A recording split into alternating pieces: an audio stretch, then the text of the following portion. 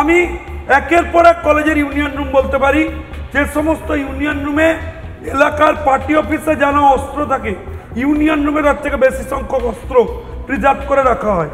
শহরে একটু কম হলেও রুরাল সেক্টরে যত গ্রামের দিকে যাবেন, যত মফস্বলে যাবেন, ধরুন মেদিনীপুর কলেজ, এই সবগুলোতে ইউনিয়ন রুম হচ্ছে সমস্ত মস্তানদের শেল্টার এরিয়া।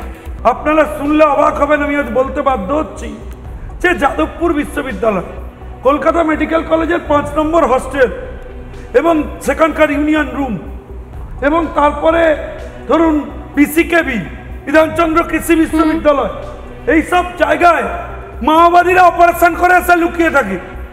এই সরকারের পুলিশ ঢুকতে পারে না, কেন জানেন? এরা সিপিএম এর সময় থেকে চালিয়ে রেখেছে যে ক্যাম্পাসে অনুমোদন ছাড়া পুলিশ ঢুকতে পারবে না।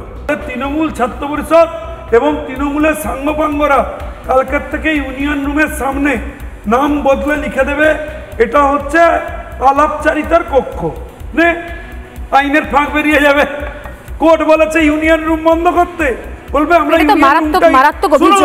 বলবে ইউনিয়ন রুমটাই তুলে দিলাম, আমরা এখন রিক্রিয়েশন রুম করছি, চর্চা কেন্দ্র তৈরি করব, আলাপচারিতা কক্ষ তৈরি করব, তাতে অপরাধ চলবে।